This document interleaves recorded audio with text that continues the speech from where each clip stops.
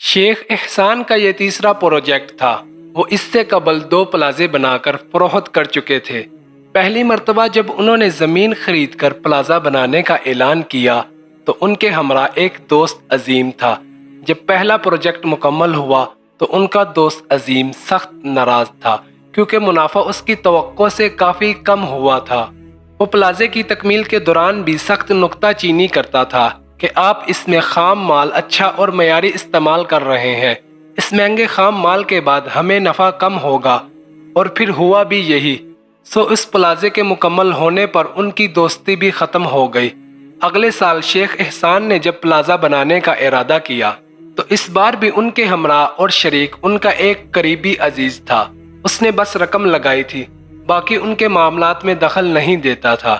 شیخ صاحب کے کام سے ایسا مطمئن تھا۔ وہ کہتا تھا کہ آپ صحیح کہہ رہے ہیں، ہم جب لوگوں سے رقم لے رہے ہیں تو مال بھی پورا دے۔ احسان ٹاور بھی پورے اطمینان سے مکمل ہوا۔ مالکوں کے حوالے جب فلیٹس کیے گئے تو وہ بھی بے حد خوش نظر آئے۔ وقت پر مکمل ہونے والے اس پروجیکٹ میں سیمنٹ کا استعمال اور کھڑکی دروازے تک سب اسی معیار کے تھے جس کا فلیٹ بک کروانے والوں سے وعدہ کیا گیا تھا۔ جب تیسرا پروجیکٹ بنانے کا ارادہ ہوا تو وہ عزیز ملک سے باہر چلے گئے تھے، اسی لیے اس بار احسان صاحب کے ساتھ ان کے بانجے اسماعیل نے سرمایہ لگایا۔ جب تعمیرات کا آغاز ہوا تو حسب سابق شیخ احسان نے معیاری سیمنٹ، سریا اور دوسرے سامان منگوائے اور بنیادوں میں پورا مال ڈلوانا شروع کیا۔ اسماعیل نے اس پر اعتراض کیا، اس طرح تو ہمارے پاس کچھ بھی نہیں بچے گا، مگر شیخ صاحب نے اپنا کام اسی طرح جاری رکھا جس کا وہ صحیح سمجھتے تھے۔ ہاں اسماعیل میاں، اس بار کا نفع تمہیں کم محسوس ہو رہا ہوگا۔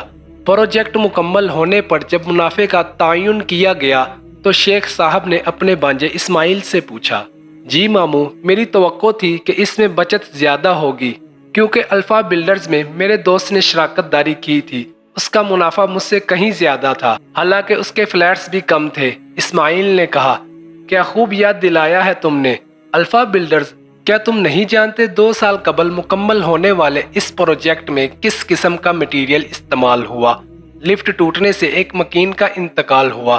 اس قتل کے الزام میں تینوں پارٹیز 2 ماہ جیل میں رہے، اب ضمانت پر رہا ہے، مقدمہ الگ سے چل رہا ہے، نہ جانے کب ختم ہو اور اس کا فیصلہ کیا آئے۔ انہی میں سے 2 شراکت دار دائمی امراض قلب کا شکار ہو گئے ہیں اور تیسرا ڈیلسس کروا رہا ہے۔ اب تم اپنے حلال منافع کے ساتھ ان کے حاصل ہونے والے منافع اور پریشانیوں کا موازنہ کرو گے تو خود کو منافع بخش پاؤ گے۔ شیخ احسان نے یہ کہہ کر اپنے بانجے کا بغور جائزہ لیا۔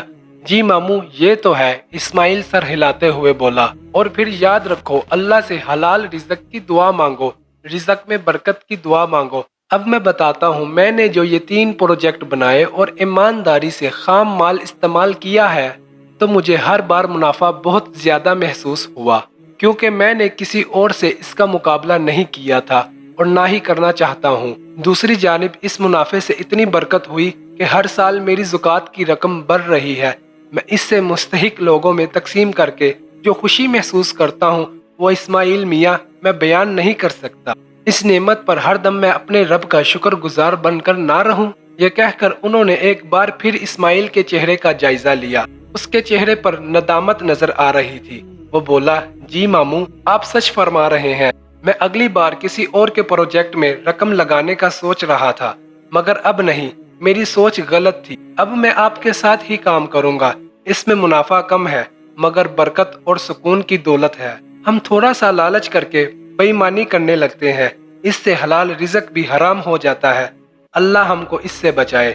دونوں نے آمین کہا۔ اگر آپ کو یہ سٹوری اچھی لگی ہے تو میرے چینل کو لائک کریں، اگر آپ میرے چینل پر نئے ہیں تو اس کو سبسکرائب کریں اور بیل آئیکن کے بٹن پر پریس کر دیں۔